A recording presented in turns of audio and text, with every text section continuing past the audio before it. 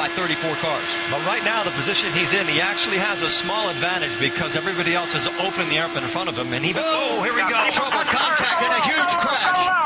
Up in turn number 2. Oh, multiple cars involved. Oh, my. It looks like Dan Wheldon may be involved in it. And Eddie, you and I spoke about this morning on the drive-in. Just this amount of cars, the speed, just the chance for what they call the big one. And what happens in conditions like that, even if you're 300 yards behind that, you cannot stop these cars. The only option you have is to try to avoid it, and it was impossible to avoid anything there. And you saw Willpower, his car involved as well. My. What a mess. That's Townsend Bell that was, I think his car was up on its side there, the 22. 15 there of Jay Howard. An additional entry, excuse me, is that the 19 or 15? I can't see with the sun shining there. Some of the car is broken. They're showing that as Alex Lloyd, the 19. It is the 15 of Jay Howard. Yes. One of the cars actually flew for about 200 yards in the air. Red flag is out here at Las Vegas Motor Speedway on lap number 12. And from high above, you can see the carnage. We talk about the car going through the air. Eddie, you know that these cars run so low down to the ground. We mentioned before, we saw them hitting the ground and sparking, that anything underneath the car, underneath the floor, underneath the tub, really just gets the air underneath the car itself, and up it will go. We saw J.R. Hildebrand out of his car.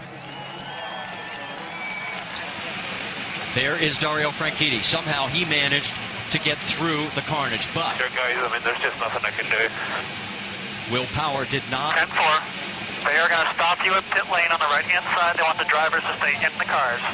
What Franchitti was alluding to is there's nothing you can do avoiding the debris that's on the track.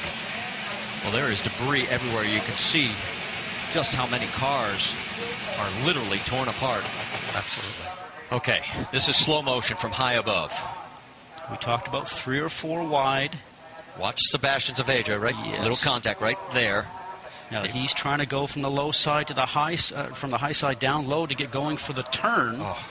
And what ends up happening is that he got stuck back up there, turned around, tried to take another move going down, guys, and the back end started to come around, and that started the chain reaction. He was uncomfortable being on the top lane, and he tried, like you said, there's the car. There's 2 cars that are airborne. This puts That's Wheldon racing in perspective. This is the horrible accident that everybody has always hoped would never occur. And as we said, 15 cars we now know of involved out of the 34 that started this race. We're under a red flag situation. We'll step aside. We'll stay side by side here at Las Vegas.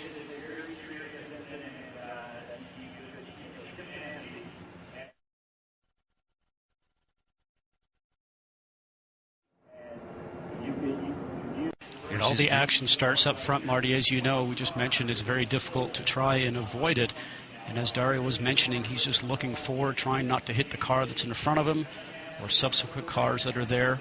And luckily for him, he got through before everything started to go just upside down. But it's also where you position yourself on the track. He was Patrick. Exactly what happened in this 15-car melee.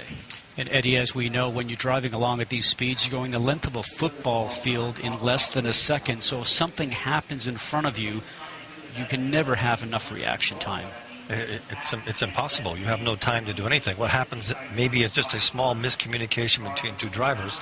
Somebody spins and you have... Eddie, as you know, we talked about it a moment ago, it's just reactionary time, and you hope that there's a clear path for you to go through. Now, as we see the car starting to touch and go airborne, as a driver, you're looking for a clean hole, but sometimes when you get to that clean hole, it is then filled with other cars or debris. But for